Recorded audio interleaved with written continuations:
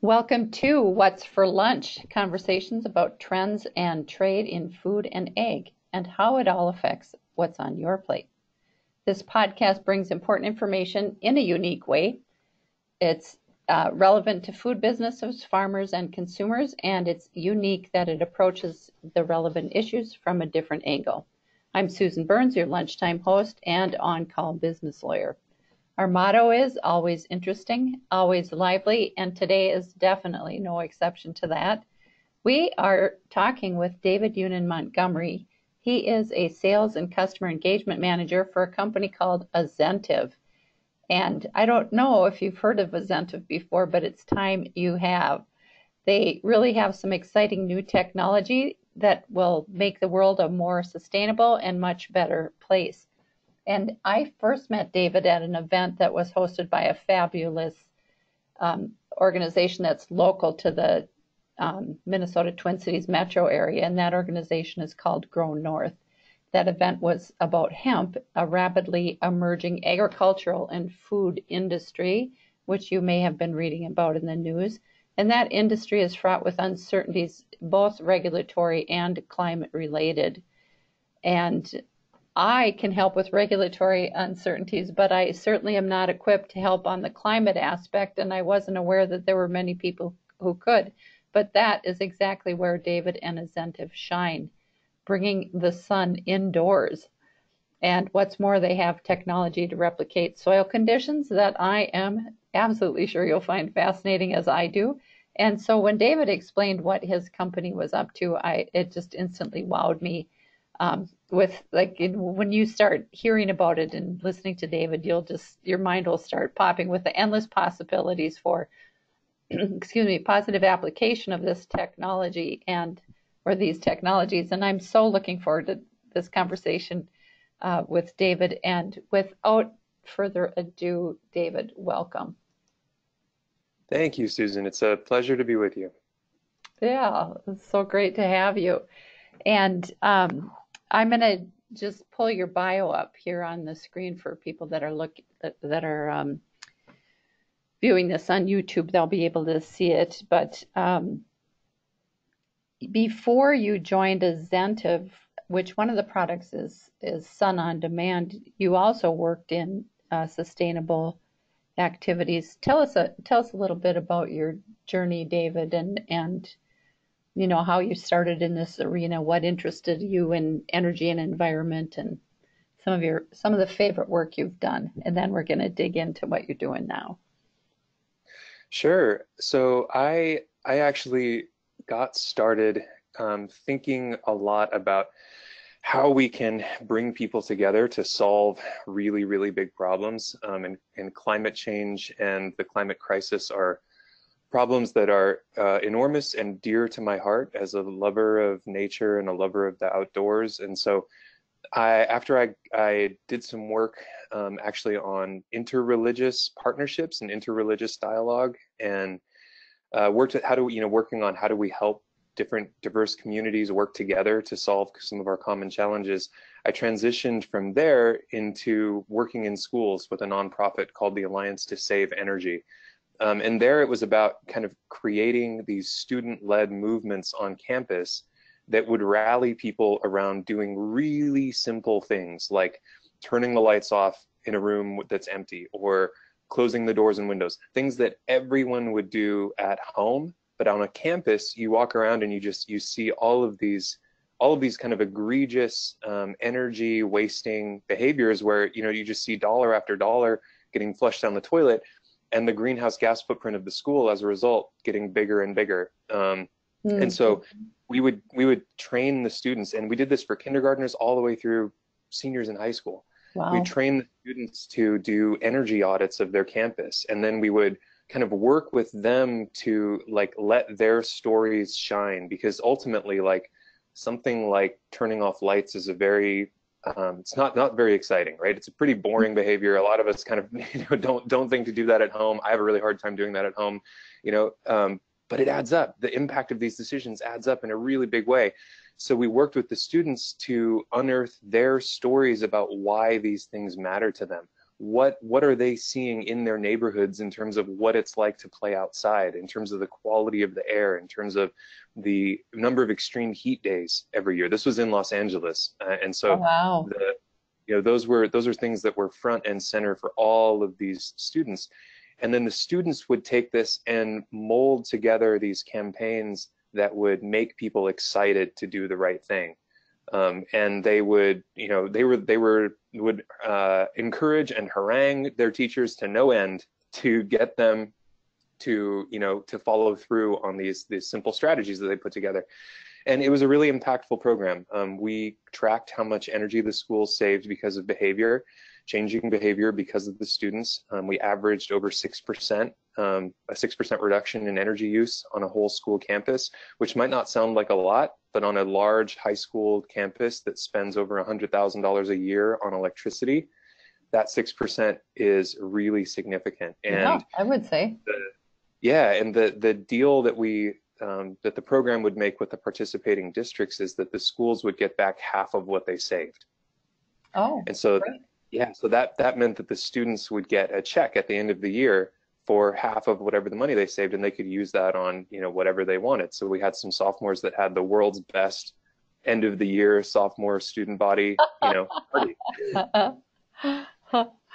So it was a great program, and I did that for 3 years, and then transitioned to doing very similar work, but on a commercial building scale. And that was my transition into the company that I'm with now, called Azentiv, working under Kat Donnelly. She's the founder of the company, and Sundarajan Mutialu, who is the co-founder, and they're both co-CEOs.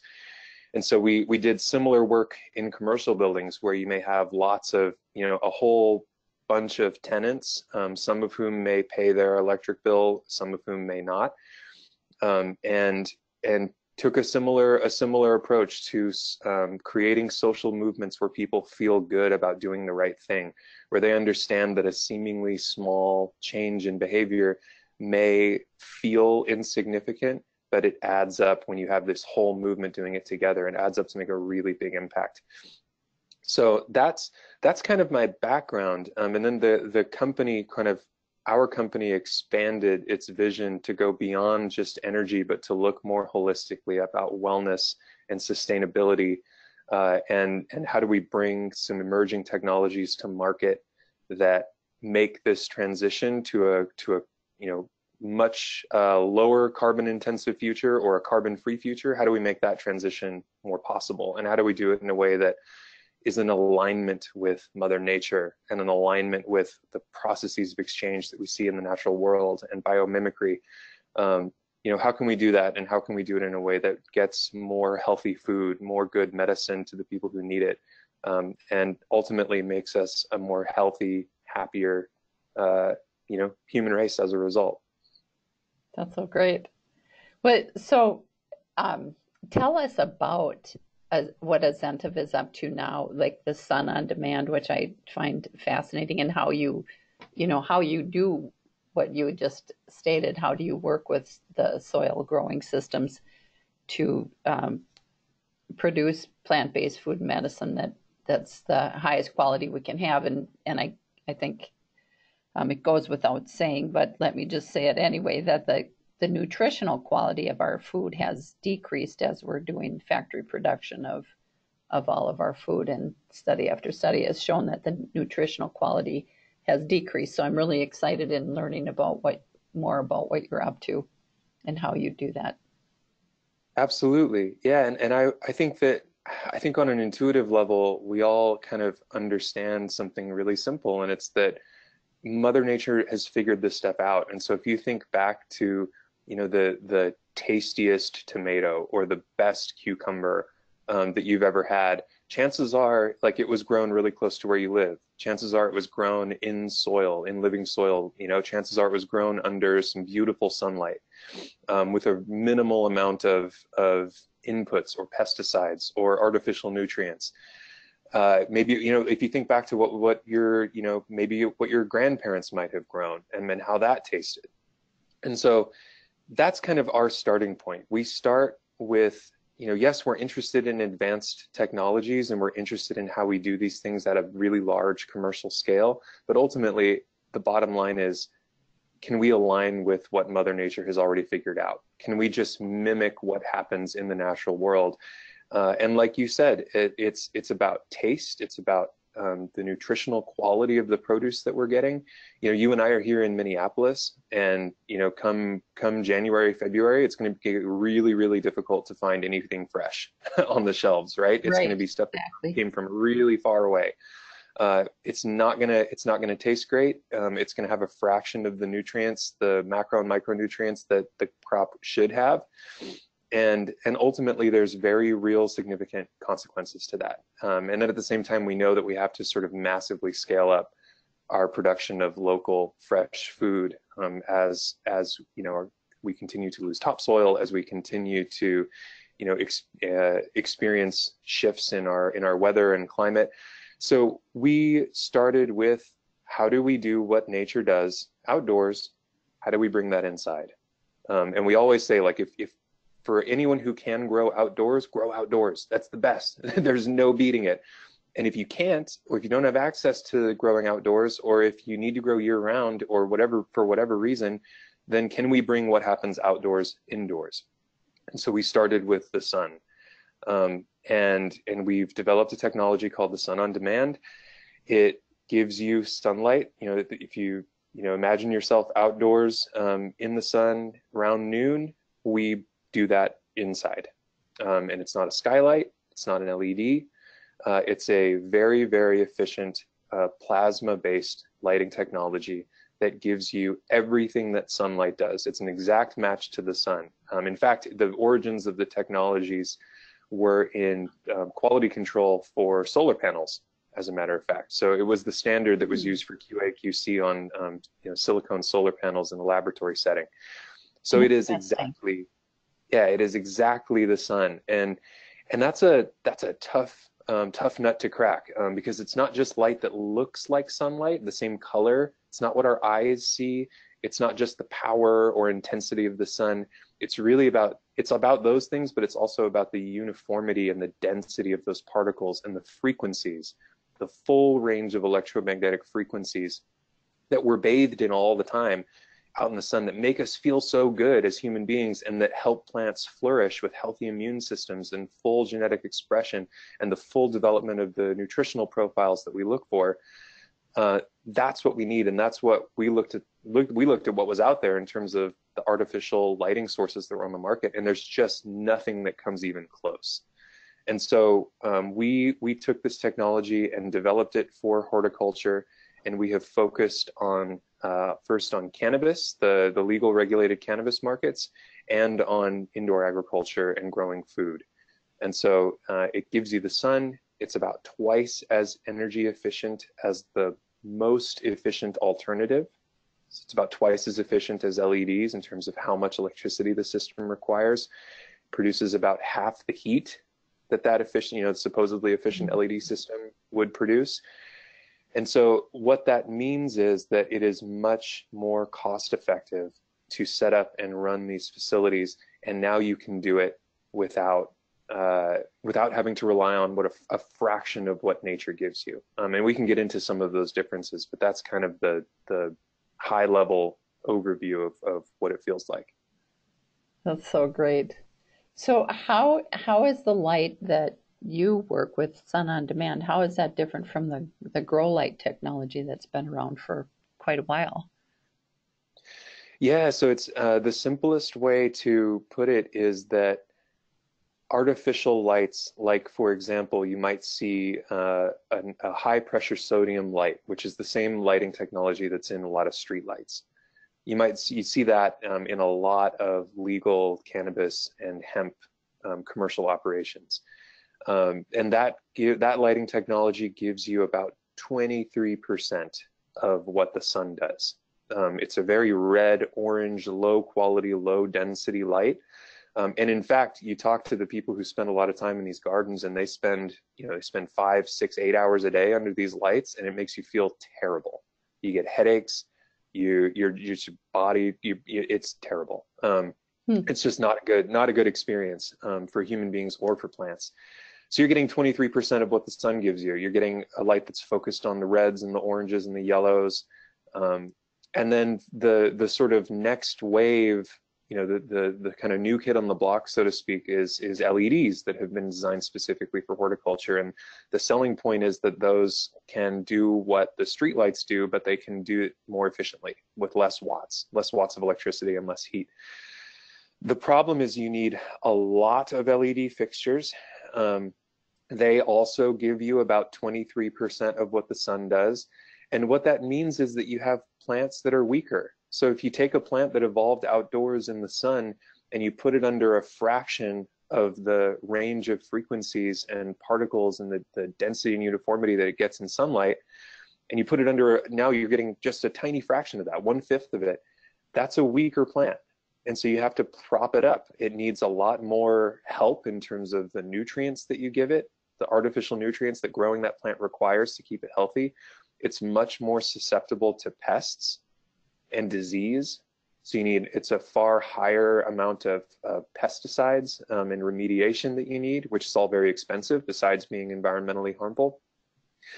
And so it's sort of this cascade effect. And when you go to conferences, trade shows for any of these markets, you just see, booth after booth after booth, company after company with some new product that is going to ultimately just mitigate for the fact that you have a fraction of what the sun gives you.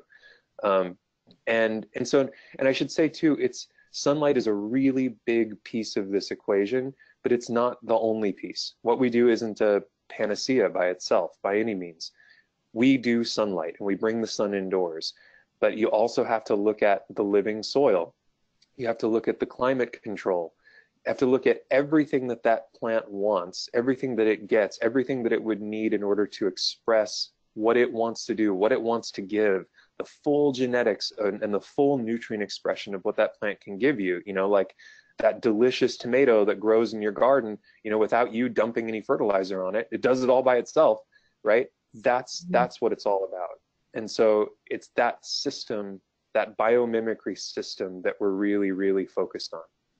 So in addition to working with a light that replicates the sun, or does it duplicate? It replicates the sun. Yeah, it's an exact match. Sun. Okay. You also work with soil conditions. Correct. Yeah. So we have partnerships with folks who do the living soil, and so the idea there, for folks who may not be familiar, is that if we feed the plant, then we being human beings, then we're dictating what that plant gets, when it gets it, and how much. Whereas, if you think about the sequoias, right? No one's going out and fertilizing the sequoias over the 900,000 years or 1,000 years that they've been alive. So how do they get their food? Roots grow really, really, really slowly. They don't move all that fast. So how does the plant get what it needs? Ultimately, that plant gets what it needs by farming.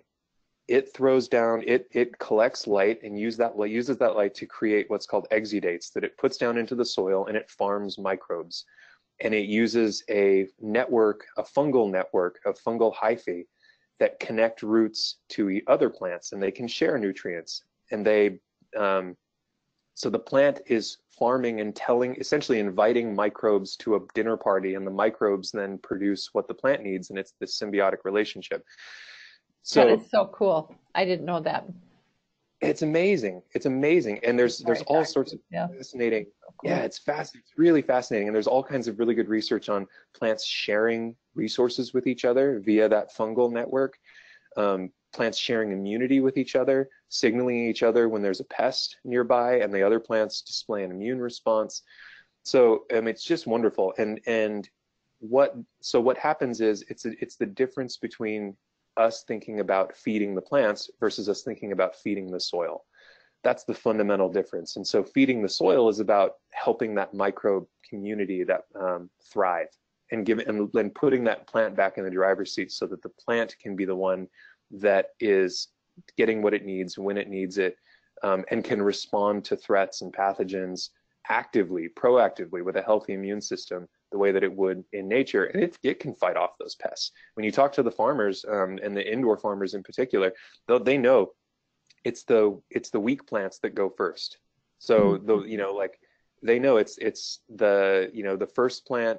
They know exactly where the fungus or the pest is going to take hold first, and then it goes after the weaker plants and spreads from there. And it can go through a whole crop like wildfire, and that's a huge source of risk, financial risk for a lot of these operations. And so what we can do with this combination now, because now we can bring the sun indoors, and we can bring the living soil, and we can bring efficient climate control to maintain the right temperature and humidity. And so now you have a spa for the plant, right? Yeah, and so you have this system where it's in the same way that these plants would do outdoors. They're able to direct this process. They're able to take what they need from the full bioavailability of sunlight frequencies when they need it. They're able to get the nutrients that they need from the soil when they need it from that microbial community. And ultimately, you just have a much stronger, much healthier plant as a result. And you have the ability to grow a much wider diversity of plant species indoors. And that's a really important thing, because when you think about what's happening indoors for farming now, it's pretty much leafy greens, with maybe some tomatoes and maybe some cucumbers, which is great. And we need to be able to grow more than leafy greens and tomatoes and cucumbers indoors. We have a rising population. We need to grow food closer to where we eat it. We can't I'm from California originally, and so like I was spoiled growing up because we had fresh fruits and vegetables year round, but we need to make that available anywhere. Anywhere, year round, any time of the year. We need to be able to do it efficiently and cost effectively. And that's what this system can give you, because now we can look at what else we can grow indoors. We can look at things that no one's ever thought to do. We can talk about avocados. We can talk about herbs. We can talk about medicinal plants. We can talk about literally anything under the sun that you can do outdoors. We can now replicate that inside. That's just amazing to me. I think that's awesome. So talk to us about where are you in the market now, and what are some of the challenges that you're facing, if any, of getting the market to grab onto this, and what is that looking like? Absolutely, that's a good question. When can I have this in my neighborhood? Right. What I'm asking. Yeah. So they're commercially available now. The lights have been manufactured for about 8 years in Europe to do some of the things that I talked about earlier with respect to solar panels, but also a lot of university trials related to vegetable growing. And then they've been used for 5 years to grow legal cannabis here in the States, and we're bringing that technology and diffusing it across North America and the world. So they're available now. We're a small company, and so right now our biggest challenge is being able to meet demand. We're back ordered, and we have most of the lights are paid for before we even receive them in stock. They just go right out to the people who have paid in advance. So good problem to some extent. Yeah. It's a good problem, although it's a challenge too, because if you think about these gardens and these farms, and like plants don't go on pause, right? they just keep growing, and so there's a real urgent need for this, especially due to some of the other challenges with artificial lighting that we haven't gotten into in terms of the useful life and the environmental impact of some of these LEDs and high pressure sodium lights that need to be replaced every year, or at best every 3 years.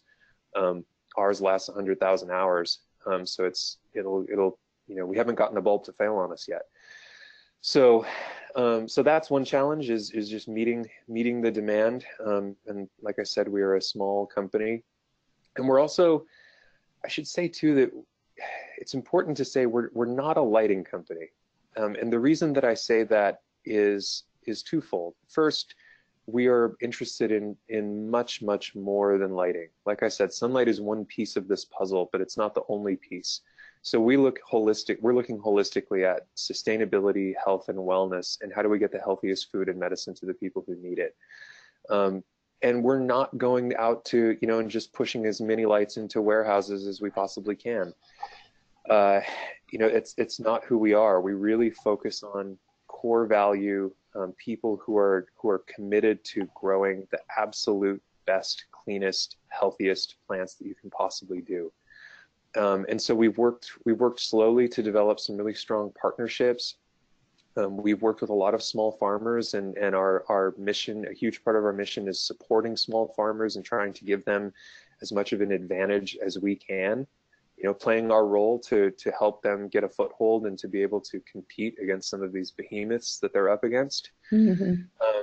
And we really are up against some behemoths, and so that's another challenge.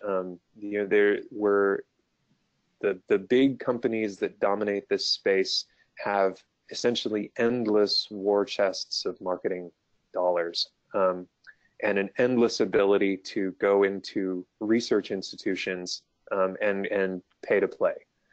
And so a lot of the studies that you see, it's really interesting. When we came onto the scene 3 years ago, when we really started kind of bringing this to market, we would talk to folks in the lighting world, and all we would hear is, oh, plants don't need sunlight. Plants don't need ultraviolet, UV light. They don't need infrared. That's all waste. Plants don't need green. All we need to do is sort of shoot these photoreceptors with a very specific, limited amount of light. That's all we got to do.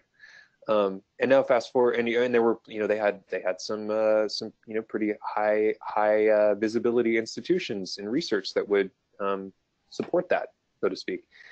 Now fast forward 3 years later, and those same companies are all talking about how important the UV is and how important green light is and how plants absolutely do need and use infrared light across this whole spectrum. And you hear LED companies talking about, well, there is no better light for plants than sunlight, but we're the next best. and you'll see, so there is a whole massive industry around this. Everyone understands that, that there's this urgent need for a better, more efficient, more cost-effective way to grow plants indoors. And that's another thing that we're up against. And so we move slowly. We develop strong partnerships. We work really closely, as closely as our customers and partners want to work with us. We're a really collaborative group. We're not the kind to just sort of drop a package on the doorstep and leave and you never hear from us again. So it's very collaborative. We think collectively. We want to act collectively, as we think that, again, that's what nature teaches us. We're up against some really big challenges, and it's going to take collective action to be able to make this world a beautiful one where we all have access to the fresh food and plant-based medicine that we need. Yes, I agree 100%. Hey, one of the statistics that I saw in your materials is that the current value of the indoor lighting market, is projected to grow to $2 billion, and that's within about 5 years from now. That's pretty amazing market growth, but understandable with all the changes in climate and disasters occurring, increase in population, and people wanting more nutritional food, people paying attention to that. That's a really good point, because it is growing, and that number actually is probably an underestimate. I don't think it takes into account the passage of the U.S. Farm Bill that legalized hemp cultivation. Mm-hmm. So it's that 2 billion by 2025 is probably an underestimate. And the other thing is, one of the things driving that growth is just, when you look at the rate of topsoil loss due to the industrial farming methods that have kind of dominated the scene, we're losing topsoil at a pretty alarming rate. Yes. I saw one study that estimated that we had about 57 harvests left at the current rate of topsoil loss. Wow. If nothing changed. So, so that's obviously climate change is a complicated it's a complicated set of phenomena, not in terms of the causes and that it's happening, but in terms of what the effects are going to be regionally, locally, and how that's going to change the way that we think about food and the way that we think about access and the way that we think about how we farm. So it's a complicated story, but we know that we're going to have to grow locally. We know a lot of that's going to have to be indoors, and that's a lot of what is driving that market growth. Yeah. Well, I was just at a meeting of with hemp farmers last week talking about there was a forum by the Minnesota Department of Agriculture talking about the new interim regulations issued by the USDA on hemp.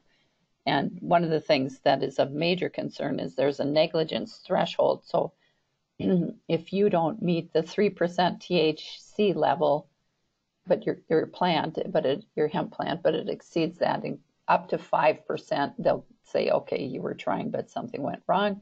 Over 5%, you're negligent. And if you're negligent 3 times in 5 years, you're like, you can't grow or something. I can't remember if it's a felony or I can't remember what the deal is.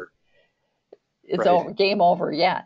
But the it's such a temperamental plant that climate conditions can make the THC content really soar.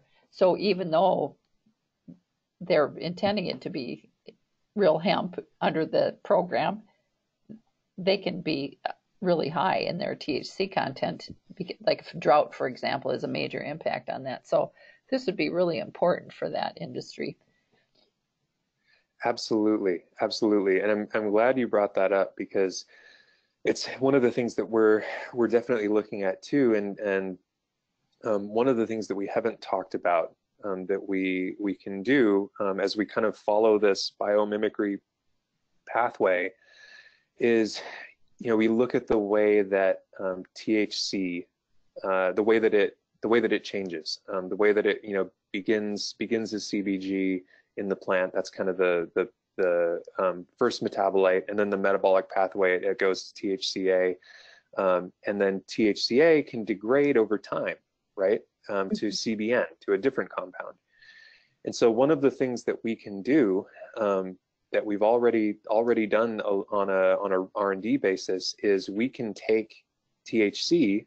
So say you've extracted a lot of THC that now you can't use, we can take that and change it, accelerate that natural aging process to turn it to CBN, which is a very highly in demand cannabinoid with a lot of medical, a lot of important medical implications. And so we can do that with a specialized bulb, essentially, that we put into our light.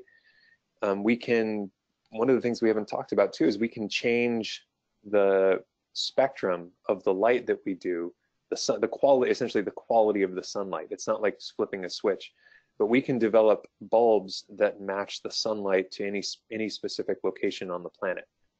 So for example, let's say you wanted to match a microclimate at a high altitude, like in the Himalayas or the Atlas Mountains or something like that. We can look at the NASA's data on the quality of the sunlight there. Maybe it has some more UV, maybe it has some other differences than what you'd see at sea level, and we can replicate that specific sunlight and then bring in the other pieces of that, the soil, the microbial community, the climate conditions, and now actually give you a true microclimate that matches what a specific plant evolved in to get the full true expression of that plant. And what I was talking about with degrading THC is a similar technological process. We can use a specialized bulb to accelerate that degradation to give folks real medicine that they wouldn't otherwise have access to. Well, yeah, because now if your hemp crop exceeds the 3% THC threshold, it has to be, under the current regs, it has to be destroyed. Mm-hmm. Yeah. Yeah, and so. But then you can get into what does destroyed mean? Is repurposed included in the destruction? So is it, is it just important that it no longer? Right. is being sold as 3% hemp. But Exactly. yeah. Exactly. Well, and the price per kilo of CBN is very, very high. The last I saw was like it was around 40,000 a kilo. I think it might have come down a little bit from there, but the reason it's so high is because it's so hard to get. The plant doesn't, it's degraded THC, and so typically it takes a while and it's very hard to get that in large amounts. So it's a very highly in demand, very, very medically, there's a lot of potential there medically for that compound. So that could be its own crop. Mm-hmm. Mm-hmm. So, and we've talked also about the nutritional quality. How do you know that using these lights, the plants, the products that we would eat would be more nutritionally dense or healthier? How do we know that? Sure. So we know it from looking at the first of all, just I mean, like I said, you know it if you taste it. You know it when you eat it. You know it when you see it.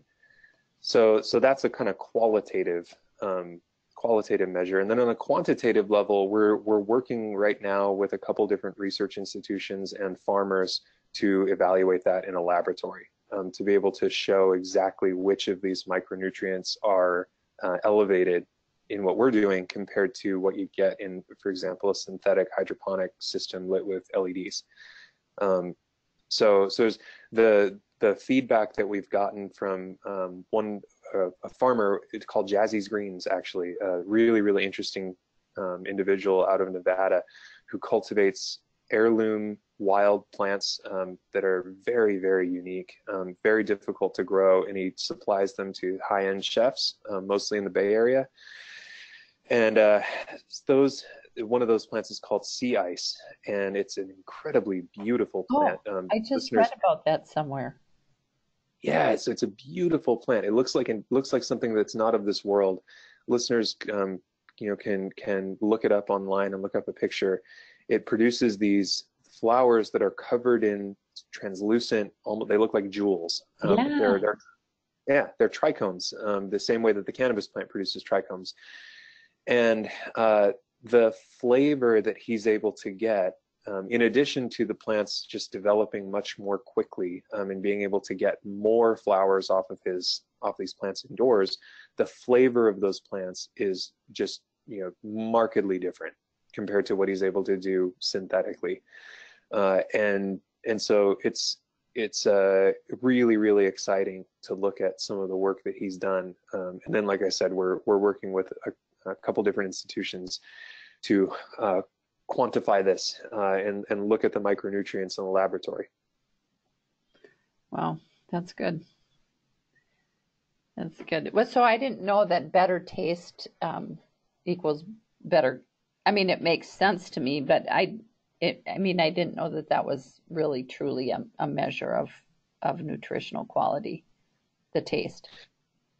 I mean, I could definitely do one of my biggest beefs. Any one of my friends will tell you is the tomatoes. Like even high-end restaurants, they serve these things that are pink and grainy, and I'm like, what is that? Right. So yeah, it's a little complicated too, because like take apples for example.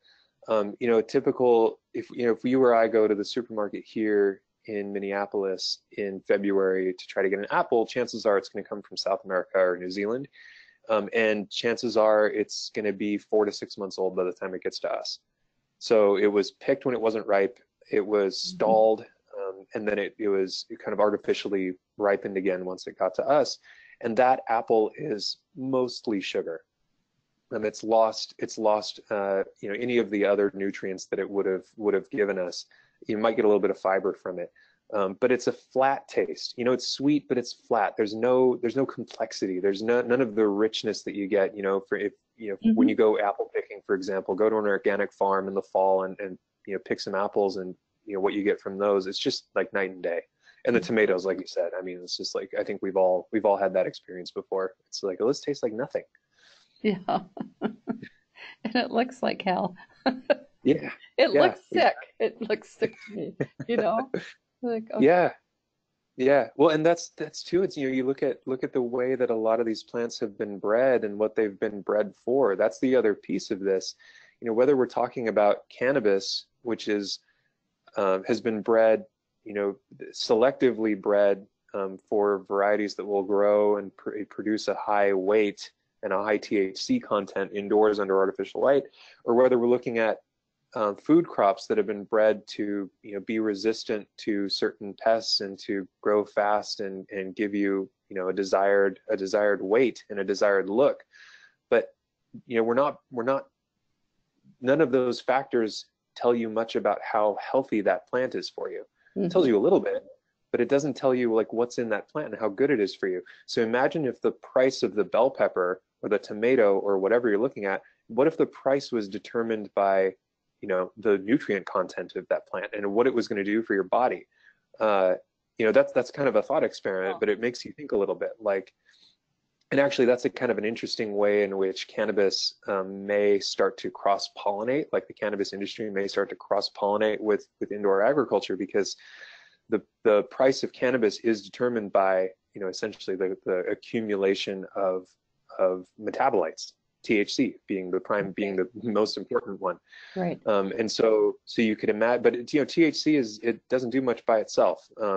You need the terpenes, you need the other compounds, the flavonoids, the CBD, everything else that the plant gives you to get the full medicinal effect. And so, you know, you can kind of think of as mindsets shift you know, with regards to cannabis and its legality and its the degree to which it's socially accepted, and the degree to which we become more comfortable with that as a plant.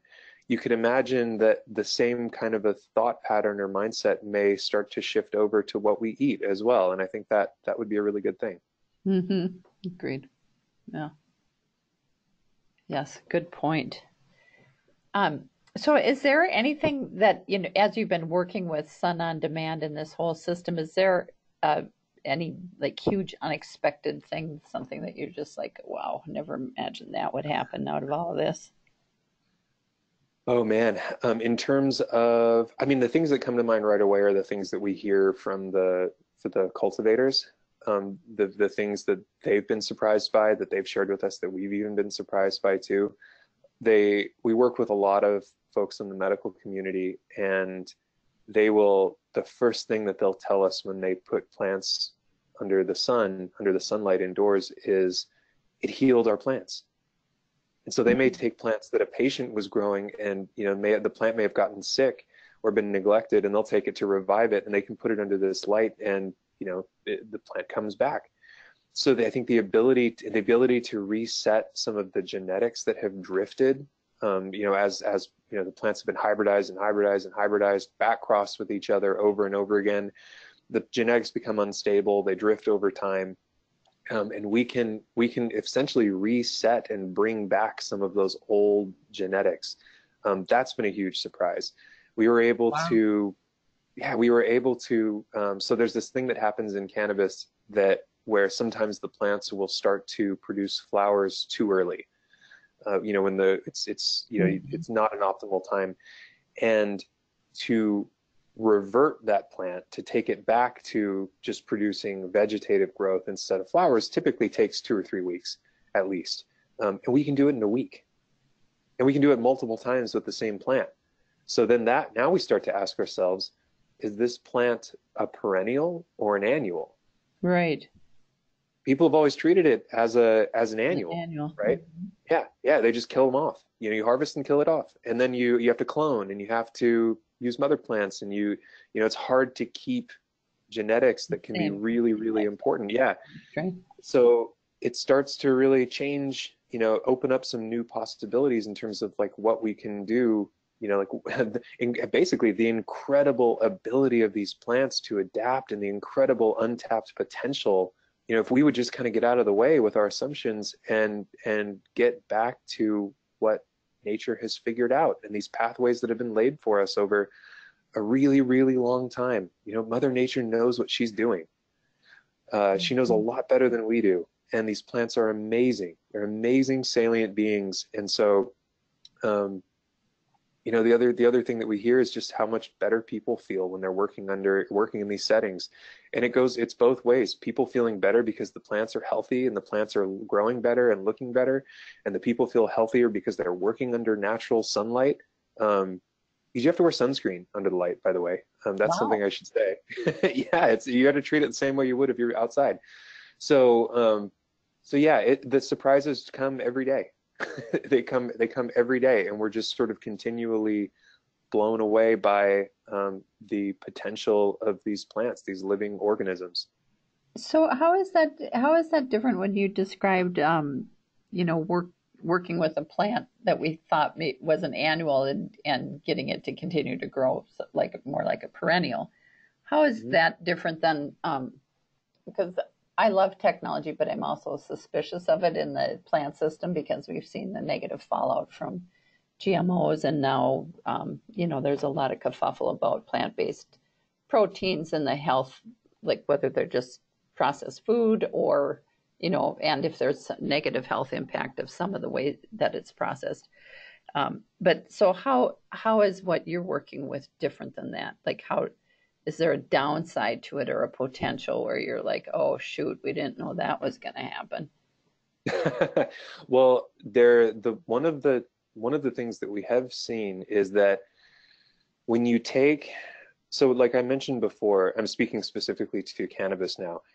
Um, if you take a plant that has been bred and bred and bred, and take a polyhybrid that has just been totally manipulated into something that will grow under artificial light indoors, something that's very, very genetically distant to what a land race, an original wild Mm-hmm. plant would. Mm-hmm. Um, you take that. Imagine what happens. You take that and put it outdoors. Take that same plant that's sort of like forced to figure out how to grow indoors. Now you take it outside. I It's think not going to do well. I think it would It's die. going to die. Yeah, Yeah. it's going to die. So what we've seen is those plants may take a generation or two to reset and acclimate to the light, Mm, and so to the sun, to natural growing conditions, God. essentially. Um, and Gary. so we've seen the best results with heirloom landrace genetics that haven't been hybridized as much, and we see good results with a lot of hybrids too. But some of the really, really intensely bred polyhybrids, it takes a generation or two for them to kind of reacclimate to what it's like to have the full sun. What we see is that like at first they just reach for it. They want to be right next to it, Mm, which they can do because we don't have very much heat. But they stretch. They go really, yeah. really Yeah. fast right up there. And we don't see that. It's a rare thing. We don't see it very often, but when we do, it's consistently, that's one of the root causes. Mm-hmm. Okay. Um, huh. So, okay, I'll take that. And it doesn't really sound like a negative. It sounds like, just returning something to its natural state. Yeah, well, and nothing that we do is about, we don't want to manipulate. Like we talk about the difference between regenerative agriculture and resistive agriculture, Mm-hmm. where everything that you're doing is about kind of resisting these natural processes, like resisting any kind of living biology in the soil because there's a fear that you're going to get bad bugs in there, Mm-hmm. resisting resisting heirloom landrace genetics because they just won't be profitable to do indoors or commercially viable. Um, Resisting the way that the plant would fend off disease or pathogens on its own, and taking things into our own hands, versus regenerative, where you look at what's happening, you look around you. You can see this in your yard if you have a yard. You can see this in the park. You look at what's happening around and look at the way that these cycles in nature are happening all the time around us, and then you figure out, how do we align ourselves with that? Instead of trying to step in and block it or redirect it, how do we just work in alignment, in symbiosis with it? So that's so the answer to your question is, if something is manipulative or in any way blocking what those processes want to do, that's not where we're going to be. Mm-hmm. Cool. I like it. So I know you talked about the nutritional value of food, and I've asked you a couple of questions about that. But so how do you affect what's on people's plate? Like, what's your biggest goal here to impact what's for lunch and Sure. what's on our plates? Our biggest goal is to be able to grow a diverse variety of local, fresh food that's available to anybody and everybody. So to grow it cost effectively, to grow it with a minimal amount of a minimal carbon intensity or net zero energy. And so and looking at how do we make this like an economic hub that is owned and operated by the local community where these farms exist. And so, one of the things that you see kind of around the country right now is a lot of like blighted real estate, a lot of kind of, you call them dinosaur buildings, Mm-hmm. things that may have had a use at one point but have fallen into disrepair or have been vacant for a long period of time. Can we take some of those, and instead of revitalizing and using it as an asset that extracts wealth from a community, can we take those and turn it into something that regenerates wealth and keeps it within the community? And so if you imagine that kind of a farm, and you imagine that overlaid with renewable energy and storage and And urban renewal, actually. an urban renewal, and a microgrid system, and the ability for that to be a community-owned asset, Mm-hmm. where now you're selling energy back to the grid, you're composting on site, where it's farm to table and back to farm. Those are that's the vision that I think really inspires us, and the vision that we're kind of really interested in finding other partners who share that, and who want to share in this work, because I think there's a huge potential to food is universal, right? What's for lunch is the best question. It's a great name for the podcast because it's universal. It's like, this is something that, question that people ask every day. And I think the more we can foster connections between what's on our plate and where it came from, and reduce the distance that happens between us and between, the natural processes that create these amazing plants, the better off we're going to be, the better off we're going to feel, the better off our bodies are going to be, and hopefully better off for our world, looking at it from a holistic perspective too. Yay. Yeah, that's a great, I love that answer. And I'm just thinking as you're talking, I'm thinking about, I mean, I would love to have something like that in my backyard, like, I mean, close to home.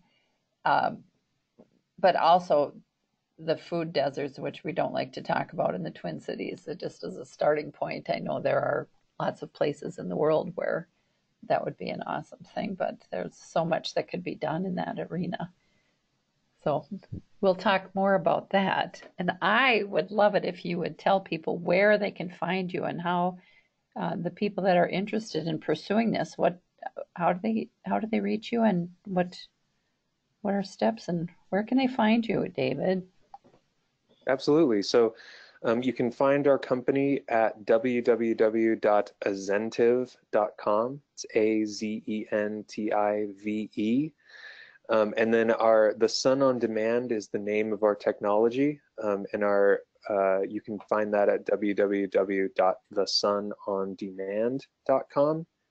And we're also on Instagram at The Sun on Demand. We're on YouTube at The Sun on Demand, and at Azentive, you can see some of the presentations that we've given at both food and cannabis trade shows, talking about kind of the science of sunlight and the science of how plants grow. And we would love to hear from you. We love to connect with other folks who share these passions, share these values, and like I said, we're always looking to collaborate and share in the bounty that nature makes available. That's awesome.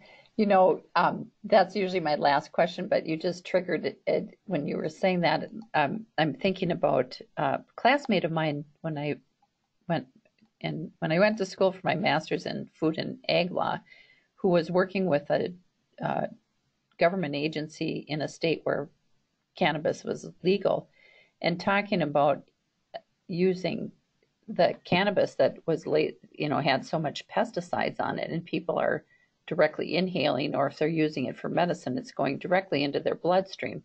So the problems with that, like maybe it's short term reducing pain, but long term, when you're just like mainlining pesticides, that can't be good for your health.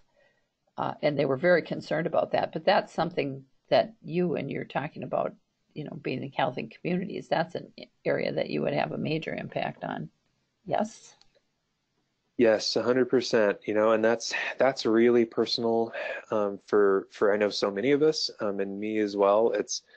I came into this as a medical cannabis patient. It's helped my dad. It's helped continues to help other members of my family. Our company president, his husband has been, his quality of life has been dramatically improved. So it is personal. This is very much something that is near and dear to all of our hearts. And so yes, and so much of what's out there is just poison. I mean, there's no other word for it. It's poison. It's hurting people.